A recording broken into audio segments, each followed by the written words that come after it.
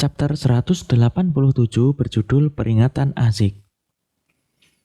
Tingkah utusan pengirim pesan Tuan Azik itu membuat Clint shock. Utusan Tuan Azik itu lebih mirip dengan bos monster yang kuat daripada pengirim pesan. Mungkin utusan pengirim pesan Tuan Azik itu adalah monster yang sebenarnya untuk bertempur. Clint pun mengambil surat itu dan mengantonginya. Sesampainya di depan rumahnya di jalan Daffodil Street, Clint tidak masuk rumah dengan memanjat pipa, melainkan ia masuk melalui pintu depan. Dan untuk pakaiannya yang ternoda banyak darah, besok ia berencana membawanya ke perusahaan keamanan Blackthorn untuk dilaundry. Jika tidak, pasti akan mengejutkan Melissa nantinya. Catatan, ingat ya, ini masih dini hari.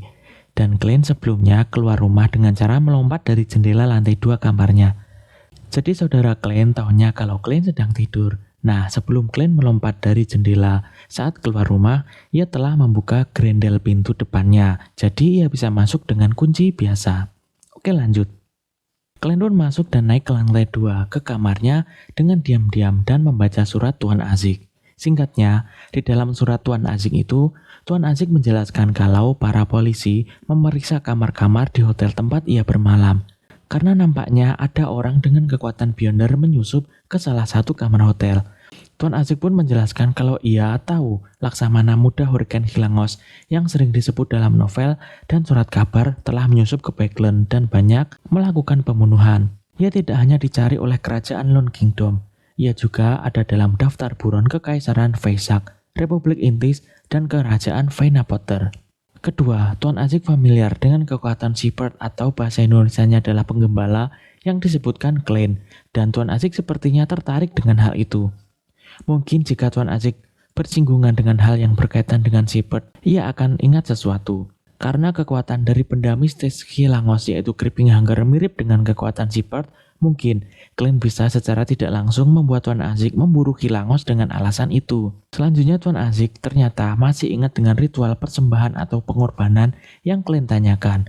Kemudian di dalam surat itu, Tuan Azik menjelaskan tahapan-tahapan ritual itu. Secara garis besar, tahapan pertama ritual itu yaitu menata tempat ritual, memilih simbol dari entitas yang ingin Clint beri persembahan. Karena Clint ingin memberi persembahan pada dirinya sendiri, jadi simbol The Fool di belakang kursi bersandaran tinggi di dunia di atas kabut kelabu yang diduduki Clint sepertinya adalah simbol yang dimaksud. Simbol herbal dan mineral yang dapat mewakili domain entitas yang dipanggil itu juga harus disiapkan. Kedua, Clint harus tahu pasti persyaratan atau kapan ritual itu harus dilakukan. Setiap entitas memiliki persyaratan waktu yang berbeda-beda dan selanjutnya dilanjutkan seperti ritual biasanya. Bahasa mantra yang digunakan adalah bahasa Jotun atau bahasa raksasa, bahasa naga, bahasa elf, atau bahasa Hermes kuno. Karena bahasa-bahasa itu memiliki kekuatan alami di dalamnya. Mantra yang dibuat pun harus mencakup istilah-istilah yang penting seperti berikut. Berdoa, lihat, mempersembahkan, kerajaan, gerbang, dan membuka. Yang terakhir, menggunakan bahan tertentu yang memiliki kekuatan spiritual untuk membuat koneksi dengan kekuatan alami mantra yang telah diucapkan tadi. Jika Clint bisa membuat entitas terkait sangat tertarik dengan pengorbanan atau persembahannya, maka entitas itu akan membuka gerbang kerajaannya setelah selesai mantra diucapkan. Hal ini seringkali menyiratkan bahaya, seperti yang terjadi pada dewa-dewa yang tidak jelas.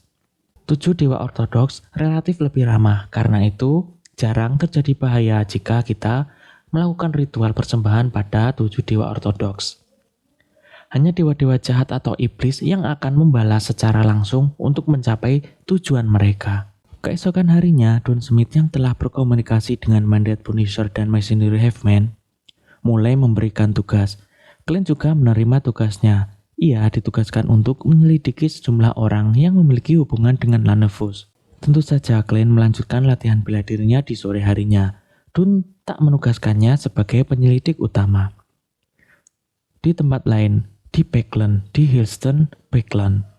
Di sebuah bangunan besar yang memiliki kandang kuda dan taman, Hilangos yang memiliki dagu lebar yang unik dan mata hijau tua menatap pria tak sadarkan diri di hadapannya. Ia melepas pakaian pria itu dan memakainya. Ia kemudian berjalan santai di depan cermin rias dan melihat sarung tangan hitam di tangan kirinya bergetar. Ia melihat banyak garis-garis bengkok muncul di punggung tangan sarung tangan itu. Beberapa detik kemudian Hilangos melihat selubung cahaya tipis menyelimuti sosoknya. Otot, kulit, dan tulangnya mulai mengalami transformasi yang aneh. Beberapa saat kemudian, ia berubah menjadi pria tak sadarkan diri yang tadi itu. Dengan tinggi, penampilan, dan perilaku yang benar-benar identik. Selanjutnya kita masuk ke chapter 188 yang berjudul Pesta Dansa. Hidung mancung, alis tipis, pipi agak turun, mata biru samar. Hilangos mengamati dirinya di cermin. Ia yakin penampilannya identik dengan pria yang tak sadarkan diri itu. Setelah berlatih gestur pria itu beberapa kali, Hilangos mematahkan leher pria tak sadarkan diri itu. Hilangos mengeluarkan sapu tangan dan mengelap tangannya. Ia perlahan berjalan ke cermin, mengenakan setelan jas hitam berkancing ganda, mengikat dasi kupu-kupu, dan mengangkat sebotol kolon atau parfum berwarna kuning. Ia meneteskan beberapa tetes ke pergelangan tangannya, lalu mengusapkannya ke seluruh tubuhnya. Hilangos merapikan rambutnya di depan cermin, lalu keluar dari ruangan. Ia menggenggam tangannya dan berkata kepada kepala pelayannya yang menunggu di luar, "Jangan biarkan siapapun masuk ke kamarku. Aku sedang menyimpan sesuatu yang sangat penting di sana." "Baik, Tuan Baron." "Catatan, Baron ini jabatan kebangsawanan ya." "Oke, lanjut." Kepala pelayan yang sudah botak itu menempelkan tangannya ke dada dan membungkuk. "Kereta dan pelayan pribadi Anda sudah menunggu di bawah. Kartu undangan ke pesta dansa Duknegan juga sudah ada di sana." Mempertahankan sikap ala Baron, Hilangos mengangguk tanpa suara. Ia berjalan menuju tangga dengan angkuh, diiringi kepala pelayannya. Ia berkata dalam hati, Seorang Baron yang terlilit hutang sampai-sampai tak mampu mempekerjakan petugas keamanan ternyata tetap mempekerjakan seorang kepala pelayan. Pelayan pribadi, 2 orang pelayan, 2 pelayan wanita kelas 1, 4 pelayan wanita kelas 2, 2 pekerja binatu wanita, 1 kusir kereta, 1 kepala kandang kuda, 1 tukang kebun, 1 koki, dan 1 juru masak pembantu. Bagi para bangsawan bodoh ini, martabat adalah segalanya. Aku bahkan harus buang-buang waktu untuk mempelajari pengucapan aneh apa yang mereka sebut bahasa gaul bangsawan ini. Pikir Hilangos dalam hati dengan nada meremehkan. Duknegan berada di rumah besarnya yang terletak di Backland di Empressboro, tempat ia menyelenggarakan pesta dansa besar. Rumah itu terdiri dari 2 bagian. Salah satunya adalah aula dansa yang terletak di lantai dasar, yang dilapisi lempengan-lempengan batu glamor berukir pola-pola yang rumit. Di sudut ruangan terdapat ensemble musik sangduk yang luar biasa. Di lantai 2 terdapat koridor berliku yang mengelilingi aula dansa. Para tamu memegang gelas mereka di sana, bersandar di pagar pembatas, mengamati orang-orang yang menari di lantai dasar seolah-olah mereka sedang menikmati pertandingan anggar dari tribun. Sesekali seorang pria akan berjalan di depan seorang wanita atau istrinya untuk mengajak berdansa. Jika ajakan diterima, keduanya akan menuruni tangga dan menggandeng tangan, lalu memasuki aula lantai 1 untuk berdansa. Di sisi koridor jauh terdapat pintu-pintu yang merupakan kamar untuk tamu beristirahat. Lalu di sisi koridor lain terdapat pintu ganda yang menghubungkan ke arah aula lain di lantai 2 yang bisa digunakan untuk menyaksikan pesta dansa di lantai 1. Aula di lantai 2 itu digunakan untuk tempat makan. Meja-meja panjang tertata rapi dengan beragam makanan lezat dan anggur berkualitas. Dan ensemble lain milik sangduk sedang memainkan melodi-melodi yang menenangkan untuk para tamu di sana. Di aula para tamu berkumpul dengan berkelompok. Ada yang duduk, ada pula yang berdiri, mengobrol tentang berbagai hal. Mereka yang ingin sejenak menjauh dari kebisingan akan pergi ke balkon untuk menikmati pemandangan taman dan bulan merah tua di langit. Setelah berpartisipasi dalam dansa pembuka, Audrey Hall berdiri di koridor lantai 2 di atas aula dansa dan menatap lilin-lilin lampu kristal besar yang tergantung di atap dengan linglung. Namun ia menyadari banyak pemuda yang tampak bersemangat untuk datang dan mengajaknya berdansa. Maka ia dengan bijak meninggalkan tempat itu dan pergi ke lorong yang terhubung ke ruang makan. Ini membosankan sekali. Tapi kehadiranku memang penting. Tidak bisakah mereka membiarkanku mengamati saja dengan tenang? Harus kuakui, beberapa orang memiliki ekspresi wajah yang kaya saat menari. Ekspresi itu mengingatkanku pada hewan yang mencari pasangan. Audrey menundukkan kepalanya melihat ujung kakinya berjalan lurus karena bosan. Saat itu sudut matanya menangkap seseorang sedang mendekat. Ia memperlambat langkahnya, berdiri tegap, dan seketika berubah menjadi Nona Hall yang anggun namun pendiam. "Selamat siang, Baron Gramir," sapa Audrey dengan senyum dan tata krama yang sempurna. Baron Gramir memiliki alis tipis dan mata biru. Ia tersenyum lalu membungkuk. "Senang bertemu Anda lagi, Nona Hall. Anda adalah permata paling cemerlang dan paling mempesona di pesta ini." Setelah bertukar beberapa kata, Baron Gramir menuju ruang dansa, sementara Audrey terus mendekati ke ruang makan. Setelah beberapa langkah, Audrey tiba-tiba mengerutkan kening, tampak kebingungan di mata hijaunya. Baron Gramir tidak sama seperti biasanya. Dulu, ketika ia melihat seorang wanita cantik atau nyonya rumah yang berpangkat lebih tinggi darinya dan yang relatif cantik, ia akan menoleh ke samping tanpa menatap mereka secara langsung. Kemudian, ia akan terus-menerus mencuri pandang, tapi hari ini, ia tampak sangat percaya diri. Selain itu, aroma parfumnya sungguh tidak sedap. Di pesta sebelum-sebelumnya, tubuhnya akan memancarkan aroma parfum amber yang aromanya akan habis. Musk namun samar, tidak mencolok namun elegan. Dengan kata lain, ia akan menyemprotkan parfum beberapa jam lebih awal agar aroma awal dan aroma tengahnya habis dulu sebelum pertemuan. Tapi barusan, parfumnya beraroma amber di tengah, aroma yang kaya dan elegan. Audrey memperlambat langkahnya. Sebagai seorang spektator yang telah mencerna ramuannya sepenuhnya, kepekaannya terhadap detail tak tertandingi oleh bender manapun. Tiba-tiba ia memikirkan sebuah kemungkinan. Mata hijaunya yang sebening kristal membeku. Tidak mungkin itu Khilangus yang sedang menyamar, kan? Creeping Hanger punya kekuatan untuk mengubah penampilan seseorang. Semakin Audrey memikirkannya, semakin besar kemungkinannya. Ia merasa tegang dan panik. Jika dia benar-benar Laksamana Muda Hurricane, apa yang coba ia lakukan di sini? Sayang sekali aku tidak bisa membawa Susie ke pesta dansa. Jika aku membawanya, seharusnya aku bisa memintanya untuk mengawasi Baron Gramir. Aku harus memperingatkan ayah. Di tengah pikirannya yang kalut, Audrey mempercepat langkahnya dan memasuki ruang makan. Ia bertemu Conhall yang sedang berbicara dengan kepala sekretaris kabinet dan yang lainnya. Audrey tersenyum lebar dan berjalan mendekat. Ia memegang lengan Conhall dan berkata kepada yang lain, "Tuan-tuan, apakah Anda keberatan jika saya meminjam Conhall sebentar?" "Nona cantik, itu hak Anda," kata beberapa pria itu dengan ramah. Audrey memegang lengan Conhall dan bergerak ke balkon terdekat. Mereka menemukan sudut yang tenang dan tak ada orang.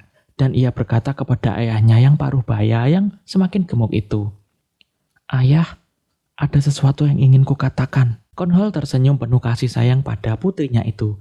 Tetapi ia menjadi serius ketika ia melihat ekspresi wajah putrinya yang serius. "Ada apa?" "Aku bertemu Baron Gramir tadi.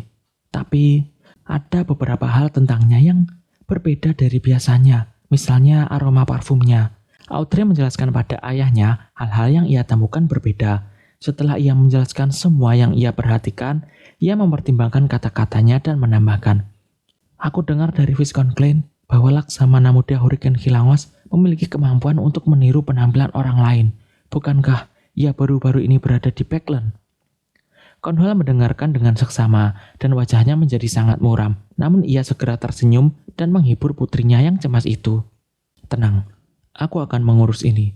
Carilah ibumu dan temani dia. Dia ada di ruang tamu di aula ini." "Baiklah." Audrey mengangguk dengan patuh. Dalam perjalanan kembali ke ruang tamu, ia berbalik dan menatap ayahnya. Ia melihat Conhall sedang berbicara dengan lembut pada bangsawan lain dan tampaknya agak serius. Audrey tak kuasa menahan rasa cemasnya. Ia merasa perlu melakukan sesuatu untuk memastikan ayah, ibu, dan saudara laki-lakinya tak terluka. Ia mengamati area tersebut dan mengubah arah tujuannya. Ia meninggalkan ruang makan dan menemukan ruang doa kecil milik Duknegan. Ia mendorong pintu hingga terbuka, masuk ke dalamnya lalu segera menguncinya. Ia menatap simbol Lord of Storm atau bahasa Indonesianya adalah sang penguasa badai di hadapannya dan tanpa sadar menemukan sudut kecil dan gelap. Audrey duduk dengan tubuh condong ke depan. Ia menangkupkan kedua tangannya dalam posisi berdoa dan menopang dahinya. Kemudian ia membacakan dengan lembut dalam bahasa Hermes. The Fool yang tak berasal dari era ini. Kau adalah penguasa misterius di atas kabut kelabu. Kau adalah raja dari kuning dan hitam yang membawa keberuntungan. Selanjutnya kita masuk ke chapter 189 yang berjudul Doa dan Jawaban. Di tempat lain di kota Tingen, di jalan Daffodil Street, di dalam rumahnya, Glenn sedang mendiskusikan drama teater terbaru dengan Benson dan Melissa dan mengajak mereka untuk menontonnya di teater akhir pekan depan. Drama itu berjudul The Return of the Count atau bahasa Indonesianya Kembalinya Sang Count. Surat kabar sangat sering sekali menyebutkan drama itu. Drama teater ini sudah dipentaskan lebih dari 10 kali di Peklen dan tiketnya selalu ludes terjual. Glenn yang kekurangan sumber hiburan enggan melewatkan hal ini. Ia adalah penggemar berat acara televisi saat di bumi dulu. Melihat Melissa yang ekspresinya tak terlalu tertarik untuk ikut, Glenn mengatakan kalau pemeran pendukung paling populer di The Return of the Count adalah mekanik jenius. Mendengar kata mekanik, Melissa matanya berbinar-binar. Ia jadi sangat tertarik untuk ikut nonton drama teater itu. Saat sedang ngobrol santai dengan saudara-saudaranya, telinga Glenn berdengung. Ia menyadari ada seseorang sedang berdoa padanya. Glenn pun segera pergi ke lantai 2 ke kamarnya dengan alasan ingin menulis laporan-laporannya. Glenn pun mengunci pintu dan masuk ke dunia di atas kabut kelabu. Ia membuat koneksi dengan bintang merah tua yang mewakili Nona Justice. Dengan suara boom, ia melihat bayangan yang kabur dan terdistorsi. Ia melihat Nona Justice mengenakan gaun panjang berwarna krem dan duduk di kursi di sudut gelap. Kepalanya tertunduk dengan kedua tangannya tergenggam. Pada saat yang sama, suaranya yang masih baru bergema di seluruh ruangan. The Fool yang tak berasal dari era ini, kaulah raja dari kuning dan hitam yang membawa keberuntungan. Saya mohon perhatianmu, saya mohon agar kau mendengarkan. Saya sedang menghadiri pesta dan sayang dihadiri oleh Duknegan dan bertemu seseorang yang kuduga Hilangos. Dia menyamar sebagai Baron Gramir dan motifnya tidak jelas. Hari ini saya menyadari bahwa beberapa detail mengenai Baron Gramir sedikit berbeda dari biasanya. Hal ini mengingatkan saya pada kekuatan Beyonder pengubah penampilan yang dimiliki benda mistis Hilangos. Di tempat lain di sebuah ruang kecil di rumah besar Duknegan, setelah mengulangi doanya beberapa kali, Audrey bergegas keluar dari ruang doa kecil itu. Karena jika terlalu lama, ayah dan ibunya bisa khawatir. Dalam perjalanan menuju aula, pandangannya tiba-tiba kabur. Ia menyadari kabut ilusif menyebar ke sekelilingnya. Di tengah kabut tebal yang lebar itu, terdapat sebuah kursi tua, dan di atas kursi itu terdapat sosok misterius. Sosok misterius yang seolah mengabaikan segalanya. Tuan Fool? Audrey hampir berteriak karena terkejut. Kemudian ia mendengar suara berat yang familiar. Aku mendengar. Suara itu bergema di seluruh ruangan saat kabut menghilang. Penglihatan Audrey lalu kembali dan ia melihat pemandangan ramai para tamu yang berinteraksi. Di dalam dunia di atas kabut kelabu, Glenn mengarahkan tangannya ke arah bintang yang mewakili The Hangman, lalu menjalin koneksi dengan bintang itu. Glenn lalu meneruskan doa Nona Justice ke Hangman. Di Peklen, di Cirwood Peklen, di Katedral Suci Angin, The Hangman, Alger Wilson, sedang memeriksa laporan investigasi di sebuah ruangan sederhana, sedang mencari jejak laksamana muda Hurricane Hilangos.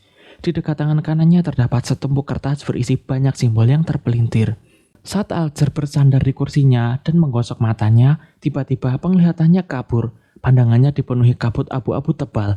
Ada sebuah kursi kuno yang seolah abadi, jauh di atas kabut yang tak berujung. Di atas kursi terdapat sosok manusia yang samar. Tuan Fool? Saat pikiran ini terlintas di benak Alger, ia melihat sosok lain yang memakai gaun kerajaan di dalam kabut putih keabu-abuan. Sosok itu sedang berdoa. Saya sedang menghadiri pesta dansa yang diadakan oleh Duknegan dan bertemu seseorang yang aku duga Hilangos. Ia menyamar sebagai Baron Gramir dan motifnya belum jelas. Hari ini saya menyadari bahwa beberapa detail mengenai Baron Gramir sedikit berbeda dari biasanya. Ia mengingatkan saya pada kekuatan Beyonder pengubah penampilan yang dimiliki oleh benda mistis milik Hilangos. Awalnya Alger sangat syok dan terkejut, namun kemudian ia menempelkan telapak tangannya ke dadanya dan menundukkan kepalanya. Puji Tuan Fool. Semua yang dilihat atau didengarnya kemudian lenyap. sebelum ia menyelesaikan kalimatnya seolah-olah tidak terjadi apa-apa. Menatap meja yang dipenuhi halaman-halaman buku harian Kaisar Rosell dan laporan investigasinya, pupil mata Alger mengecil saat ia sekali lagi menyadari betapa kuatnya The Fool. Alger berkata dalam hati, "Ini adalah katedral suci angin. Dulunya ini adalah markas besar gereja Lord of Storm atau Sang Penguasa Badai. Meskipun itu adalah sejarah lebih dari 1000 tahun yang lalu, banyak umat manusia masih menganggap tempat ini suci. Namun Tuan Fool masih bisa turun ke tempat ini tanpa peringatan dan memberikan jawaban doa." Setelah hampir 20 detik hening, Alger mengemasi barang-barangnya dan keluar ruangan. Ia berencana mencari salah satu kardinal gereja Lord of Storm, uskup agung keuskupan Beckland, Spell Singer of God, atau bahasa Indonesianya adalah penyanyi mantra Tuhan, Ice Snake. Bagi Alger Wilson, mampu membunuh laksamana muda Hurricane Hilangos secara pribadi adalah tindakan yang terbaik. Tetapi jika ia tidak mampu melakukannya, menjamin bahwa ia benar-benar mati juga dapat diterima dalam prinsipnya. Setelah meneruskan doa Nona Justice ke Hangman, Clint keluar dari dunia di atas kabut kelabu dan kembali ke kamarnya. Ia kemudian segera menulis sebuah surat untuk Tuan Azik.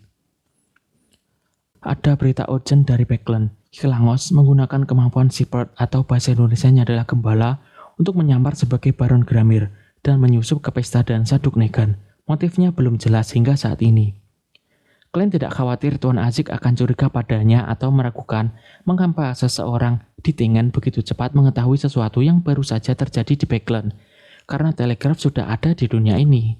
Aku tidak tahu apakah kau tertarik dengan ini, tetapi kupikir aku harus memberitahumu. Clint segera mengakhiri suratnya dan melipat kertas itu. Ia kemudian meniup peluit tembaga pemberian Tuan Azik dengan keras. Kerangka utusan pengirim pesan Tuan Azik yang mengerikan dan ilusif itu muncul sekali lagi. Masih berdiri di tempat semula, tidak peduli kepalanya menembus langit-langit, Clint lalu menyerahkan surat itu kepadanya. Ia kemudian meniup peluit tembaga sekali lagi untuk mengakhiri pemanggilannya. Clint menenangkan diri dan merenungkan kembali kejadian-kejadian itu dalam benaknya. Hanya ini yang bisa ia lakukan untuk saat ini. Chapter 190 berjudul Berbagai Kemampuan. Di rumah besar Duknegan di aula dansa, menyamar sebagai Baron Gramir, Hilangos memegang segelas anggur Aurmir berwarna merah darah dan berdiri santai di balik bakar pembatas koridor di lantai 2. Ia mengamati orang-orang di lantai dansa dan menikmati pemandangan para wanita berpakaian glamor. Namun tak ada nafsu di matanya. Tatapannya setenang danau beku. Dari sudut matanya, ia melirik lampu gantung dan Duknegan di dekatnya yang sedang memandangi sosok-sosok rupawan berlalu lalang. Catatan, Duk ini adalah gelar kebangsawanan ya. Oke lanjut. Sang Duk mengenakan seragam angkatan laut yang disetrika rapi dengan pita merah yang melekat pada medali di pundaknya. Ia lebih suka mengenakan seragam militernya pada acara-acara resmi untuk mengenang puluhan tahun pengabdiannya yang gemilang di militer. Namun berat badannya telah bertambah sejak saat itu. Mata abu-abunya yang dulu tajam kini menjadi keruh dan dipenuhi hasrat. Namun ia merawat dirinya dengan sangat baik. Kerutan di sudut mata, bibir, dan dahinya tampak samar, sementara rambut hitamnya masih tebal dan lebat. Itulah Palas Negan, Duknegan saat ini.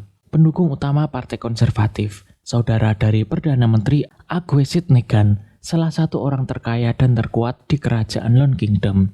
Dialah alasan Hilangos menyusup ke Beckland. Hilangos berkata dalam hati, "Membayangkan membunuh tokoh penting seperti itu saja sudah membuatku merinding karena rasa senang."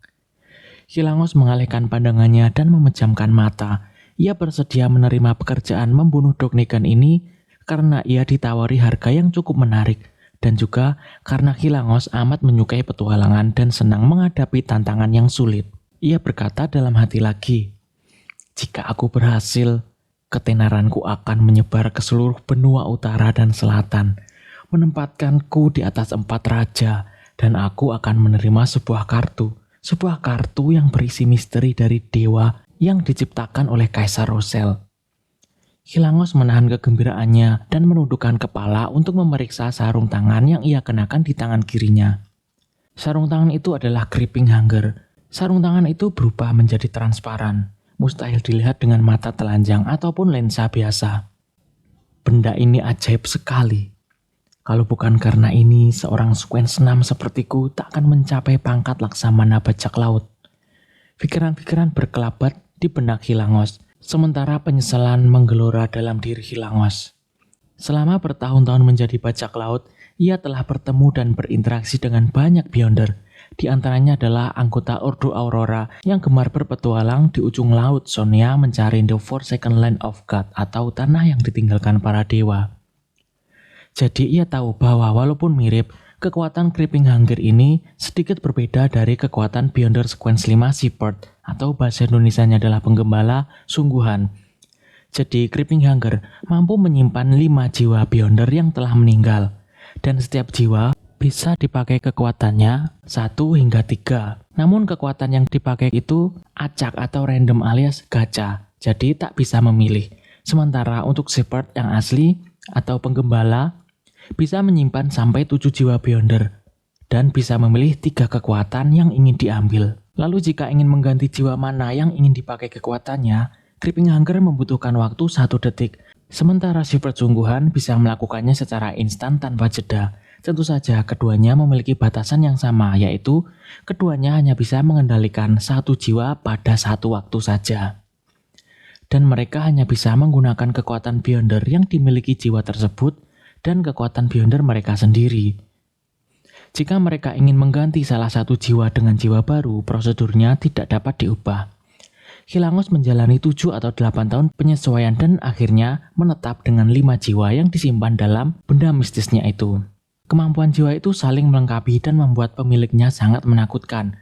Karena penyesuaian dan eksperimen yang terus-menerus ia lakukan selama bertahun-tahun, beredar rumor di antara para bajak laut bahwa Laksamana Muda Hurricane Hilangos sangat tak tertandingi. Hilangos mengira kalau Xio dan Forswell salah satunya adalah Beyonder Sequence 5 Traveler yang mampu berteleportasi dan ia menyesal tak bisa menangkap mereka tempo hari. Karena jika Creeping Hunger menyerap jiwa dari Traveler, maka Hilangos akan sangat sulit sekali ditangkap. Jiwa yang sedang ia kendalikan saat ini hanya memiliki satu kemampuan, yaitu mengubah penampilannya dan tak memiliki kekuatan untuk bertarung atau melawan Beyonder lain. Namun kemampuan transformasi ini sangat berguna baginya dan Hilangos belum mau menggantinya dengan yang lain selama ini. Untungnya, yang manapun jiwa yang ia kendalikan, Hilangos tetap bisa menggunakan kekuatan Beyondernya sendiri, yaitu Sequence 6 Windblast atau bahasa Indonesianya adalah diberkati angin, bersamaan dengan salah satu jiwa di Creeping Hunger-nya. Akhirnya ia berpura-pura, tatapannya terpaku pada sosok Montok, istri seorang bangsawan. Lalu ia mengarahkan pandangannya ke Duke Negan dan semua pria di sekitarnya. Orang berpengaruh seperti Duke Negan tak mungkin tanpa perlindungan. Seorang politisi penganut Lord of Storm akan membuat gereja Lord of Storm posisinya semakin kuat di Backland. Jadi, Beyonder Sequence tinggi pasti dikirim dari gereja Lord of Storm untuk melindungi Duke Negan. Hilangos menatap ke seseorang pria di sekitar Duke Negan. Pria itu berambut coklat, bermata biru, dan mengenakan tuxedo hitam. Ia nyaris tanpa ekspresi, namun tetap waspada terhadap sekelilingnya. Hilangos mengangguk tanpa suara, lalu sedikit menekan tangan kanannya ke depan. Ush! Tiba-tiba hembusan angin bertiup di area di atas lantai dansa, memadamkan lilin lampu gantung. Di antara terang dan gelap, sementara perhatian semua orang teralihkan, beberapa bilah angin menebas titik yang sama pada rantai logam yang menggantung lampu gantung kristal itu. Lampu gantung kristal raksasa itu jatuh langsung ke lantai dansa. Terdengar suara benturan keras dan orang-orang berteriak dengan kaget. Pecahan-pecahan puing berterbangan melukai para tamu dan membuat mereka menjerit kesakitan dan ketakutan. Aula tiba-tiba gelap dan penuh dengan celah. Sarung tangan Hilangos menggeliat dan berubah lagi, mengembun menjadi warna keemasan. Ekspresinya tampak terkesan dan matanya menembus kegelapan. Ia menatap pria di sebelah Duke Negan. Tiba-tiba mata Hilangos bersinar bagai kilat. Beyonder yang bertugas melindungi Duke Negan tiba-tiba menjerit dengan tragis dan jatuh ke lantai sambil memegangi kepalanya. Ia berguling-guling dengan meronta. Dengan desisan, sosok Hilangos melesat menembus kegelapan dan menyerang Duke Negan. Namun dalam tatapan Hilangos, targetnya tak menunjukkan tanda-tanda panik sedikit pun. Malah menunjukkan keyakinan yang luar biasa. Sosok gemuk Duke Negan berdiri tegak di tempat dan mengamati pembunuh yang mendekat seolah-olah sedang menatapnya. Ia mengangkat tangan kanannya ke depan. Ia bergumam dalam mantra bahasa Hermes kuno. Penjara. Dalam keheningan, Hilangos tiba-tiba berhenti. Ia tiba-tiba dikelilingi oleh dinding transparan yang membungkusnya seperti cairan lengket. Itu membuatnya tampak seperti serangga dalam amber atau seorang tahanan di penjara. Pemimpin bangsawan Partai Konservatif, Duke Palasnegan, pewaris tahta, adalah seorang Beyonder yang sangat kuat. Duke Negan berbicara dengan suara rendah lagi dan mengibaskan tangan kanannya. Cambuk. Lalu Hilangos tampak dicambuk oleh cambuk tak berbentuk. Pakaiannya robek karena cambuk itu, sementara kulitnya terkoyak, tulang putihnya tampak. Kemudian Duke Negan membuat kuda-kuda dan mengepalkan tangan kanannya bersiap untuk menerjang ke depan. Ia berseru dengan penuh wibawa, "Mati!" Pang! Setelah mengibaskan tangan kirinya, seketika tubuh Duke Negan menerjang dengan sangat cepat ke arah Hilangos. Tinju-tinjunya mengenai kepala Hilangos dengan cara yang tak terhindarkan. Saking cepatnya gerakan Duke Negan, banyak bayangan tubuh Duke Negan terbentuk. Kepala Hilangos hancur, tetapi area sekitarnya pun juga ikut hancur layaknya cermin yang pecah. Duke Negan masih berdiri di tempat semula. Semua kejadian tadi itu hanyalah mimpi. Entah sejak kapan Laksamana bajak laut itu telah mengganti kekuatannya dan menarik Duke Negan ke alam mimpi. Itu adalah kekuatan dari Beyonder Sequence 7 Nightmare, atau bahasa Indonesianya adalah mimpi buruk. Kekuatan ini mirip kekuatan dari Dune Smith-nya. Oke, lanjut. Tidak seperti Nightmare biasa, ia masih bisa menggunakan tubuhnya setelah menarik orang ke dalam mimpi. Hilangos tanpa terdeteksi muncul di belakang Duke Negan, dan tatapan dinginnya tertuju padanya. Dibalut angin kencang yang berputar, tinju kanannya menusuk tubuh Duke Negan bagaikan pisau tajam dan menargetkan jantungnya. Hush, angin berderu dengan sangat kuat, namun sosok Duke Negan dengan cepat berubah menjadi transparan. Lalu setelah tubuh transparan itu menghilang, Duke Negan muncul lagi di depan pintu ganda di sisi lain koridor. Ia tersenyum penuh selidik. Beyonder lain? Mereka sudah bersiap sebelumnya? Apakah untuk menyergapku? Bagaimana mungkin? Meskipun Hilangos enggan menerima kenyataan ini, ia menghadapinya dengan sangat tenang. Sarung tangan di tangan kirinya menggeliat lagi dan berubah menjadi sisik emas gelap. Iris matanya memucat dan mendatar. Kemudian gelombang tak terbentuk menyapu dari segala arah. Para tamu undangan diliputi ketakutan yang tak terkendali. Mereka meninggalkan tempat persembunyian dan berlarian tanpa tujuan. Suasana menjadi sangat kacau. Para Beyonder tidak berani bertindak gegabah karena khawatir akan melukai kerabat dan teman-teman mereka. Memanfaatkan kesempatan itu, Hilangos berlari dengan cepat saat badai berputar di sekelilingnya. Ia menghancurkan salah satu pintu kamar istirahat lalu menghancurkan jendela Oriel. Di tengah suara gemuruh, ia melompat keluar dan terbang menjauh dari kediaman Duke Negan dengan bantuan angin. Setelah mendarat, Hilangos langsung berlari menuju hutan di depannya. Itu adalah taman kota, rute pelarian yang telah ia jelajahi beberapa waktu yang lalu. Setelah ia melepaskan diri dari para pengejarnya, ia dapat mengubah penampilannya dan berbaur dengan populasi Backland yang sangat besar, lebih dari 5 juta orang. Itulah juga alasan mengapa ia berani menerima misi yang begitu sulit ini.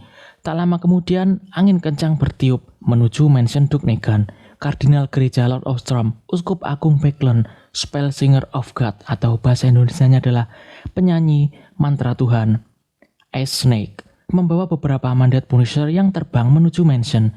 Ia tidak bisa memberitahu Beyonder lainnya tepat waktu. Alger adalah salah satu anggota yang datang bersama Uskup Agung Ace. Namun, ia sedang kesal karena melihat jendela-jendela pecah dan Beyonder lainnya berlarian keluar dari mansion. Itu berarti Laksamana Muda Urigen Hilangos telah melarikan diri. Selanjutnya kita masuk ke chapter 191 yang berjudul Motif yang Tidak Jelas. Hilangos berhasil lolos dari para pengejarnya dengan bantuan angin.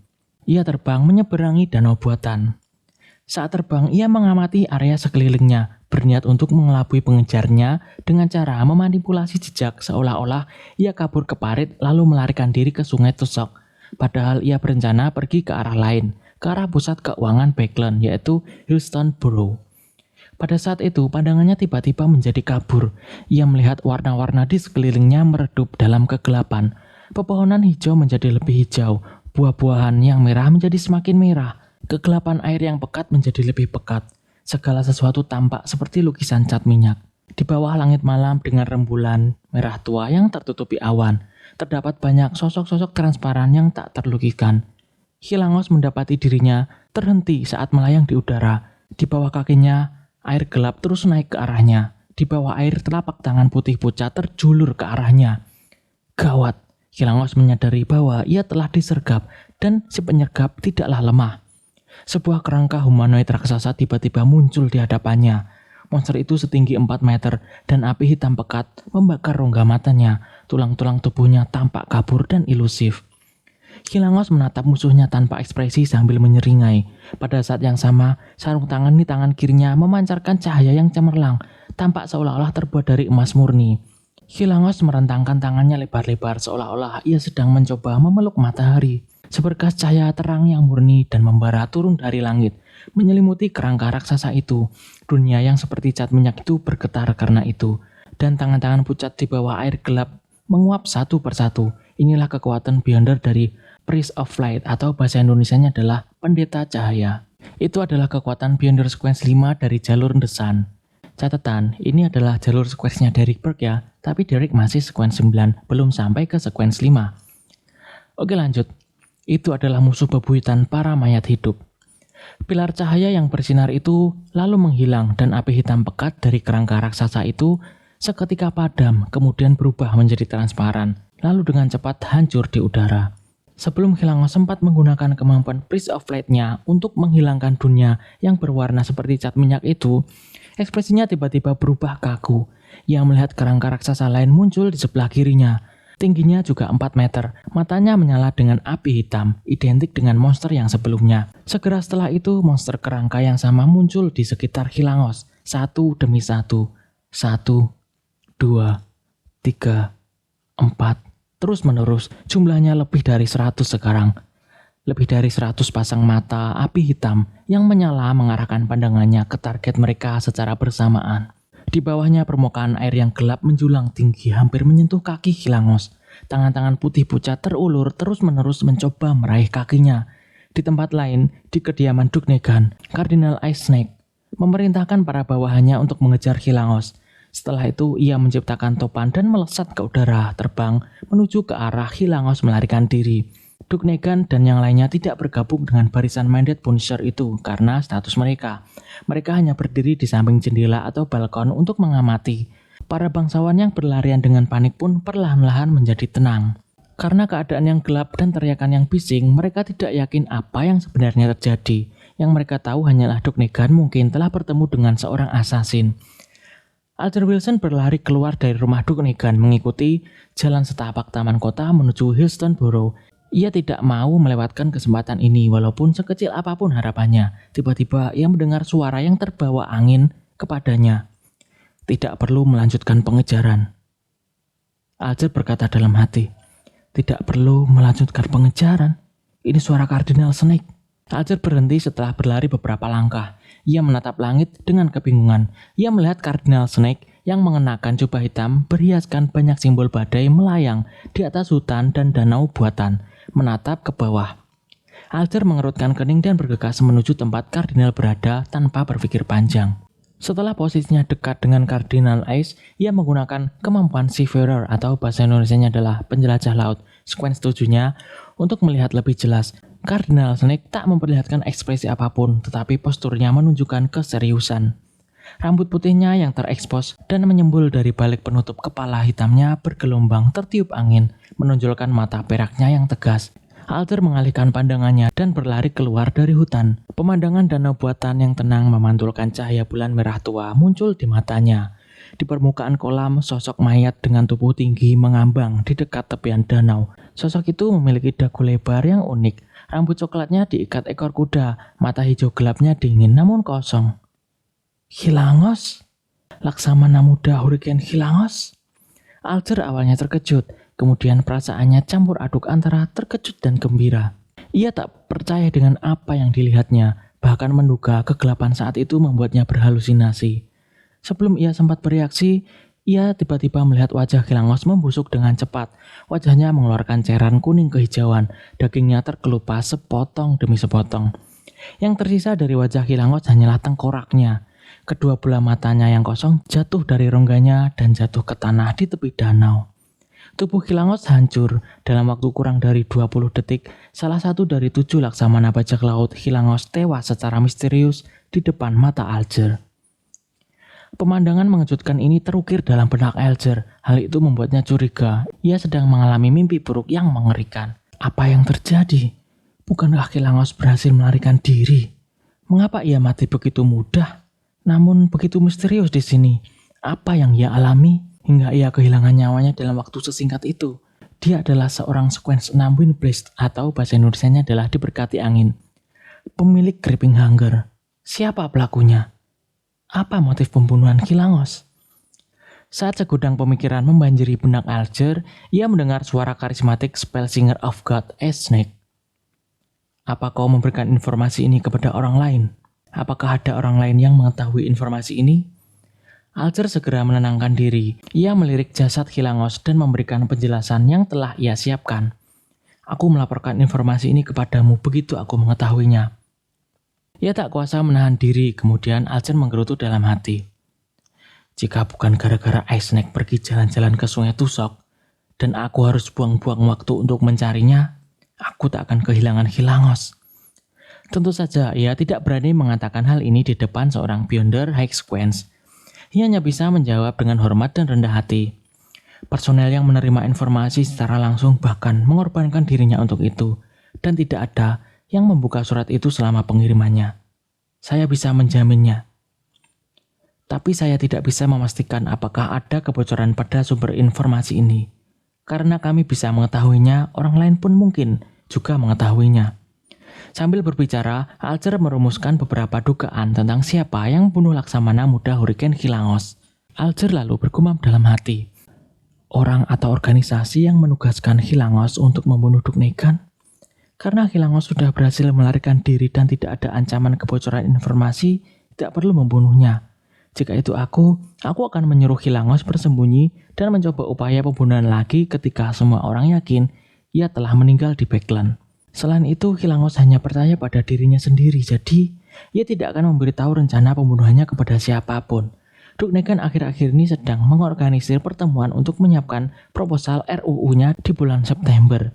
Jadi ada banyak peluang. Selain Kilangos sendiri, tidak ada seorang pun yang dapat memprediksi dengan tepat kapan ia akan menyerang, kecuali orang itu adalah nabi. Tapi itu tidak mungkin. Fakta lain, tidak mungkin. Nona Justice berdoa kepada Tuan Full untuk menyampaikan informasi itu begitu ia menyadari ada masalah. Tidak mungkin organisasi lain menerima informasi itu pada saat yang sama. Tuan Full? Alger terkejut saat memikirkan sebuah kemungkinan. Orang yang menyerang adalah pengikut atau pemuja Tuan Full. Dia kebetulan berada di Backland dan bersedia membantu. Semakin Alger memikirkannya, semakin ia merasa bahwa dugaan ini mendekati kebenaran. Hanya anggota dan bawahan klub tarot yang bisa menerima informasi itu tepat waktu. Hanya bantuan pengikut atau pemuja Tuan Full yang bisa membuatnya tampak begitu misterius dan tanpa motif ini. Saat Alger tenggelam dalam pikirannya, Kardinal Snake terdiam sebentar. Ia memberitahu para mandat Punisher lainnya yang sedang mendekat. Kilangos sudah mati. Seorang Beyonder Sequence tinggi atau seseorang yang menggunakan artefak yang disegel dengan level yang sama membunuhnya. Tapi ini agak berbahaya dan sangat tidak mungkin. Setelah analisis awal, aku yakin bahwa Beyonder Sequence tinggi yang melakukan ini pasti dari jalur Death, atau bahasa Indonesianya adalah kematian. Mungkin anggota dari Numenus Episcopate, tapi bukan seorang yang kukenal. Ada juga kemungkinan ia adalah anggota organisasi rahasia lain. Motifnya masih belum jelas. Numenus Episcopate berasal dari benua selatan. Legenda mengatakan bahwa organisasi ini pertama kali dibentuk oleh keturunan Death atau bahasa Indonesia adalah kematian, dengan tujuan untuk menghidupkan kembali Death atau kematian. Organisasi ini hampir punah setelah benua selatan dijajah, tapi mereka dengan gigih bertahan dan menyebar ke negara-negara benua utara. Seorang Beyonder Sequence tinggi. Benar, hanya seorang Beyonder Sequence tinggi yang bisa membunuh Kilangos dalam waktu sesingkat itu. Seorang pengikut The Full saja sudah berada di sequence setinggi itu. Seorang demigod. Alger sekali lagi memandangi tumpukan daging dan tulang itu. Ia merasa terasing dari segalanya seolah-olah telah kehilangan semua emosinya. Ia berdiri di sana dengan linglung memperhatikan segalanya. Bagaimana jika suatu hari nanti aku mengkhianati Tuan Full? Alger tiba-tiba berpikiran seperti itu. Seketika pemandangan mengerikan Kilangos yang membusuk dengan cepat muncul di benaknya. Alger tak gemetar dan menundukkan kepalanya. Pada saat yang sama, ia merasa sangat tenang Karena ia tidak bisa melarikan diri atau melawan, maka ia hanya bisa memilih untuk setia. Dengan kematian Khilangos, tak ada yang bisa mengancamku dengan rahasia itu lagi. Alger menghela nafas, kekhawatirannya lenyap sepenuhnya. Di kediaman Duknegan, Audrey Hall yang sedang mendiskusikan percobaan pembunuhan Duknegan itu dengan ibunya dan para bangsawan lainnya, melihat ayahnya muncul di pintu. Ia mencari alasan dan meninggalkan ruang istirahat dan menuju ke balkon di aula utama. "Ayah, ada apa?" Audrey menatap Hall dengan mata hijaunya. Mata hijaunya berasal dari ibunya, bukanlah ayahnya. Hall tersenyum. "Sudah selesai anakku, kau tak perlu khawatir lagi."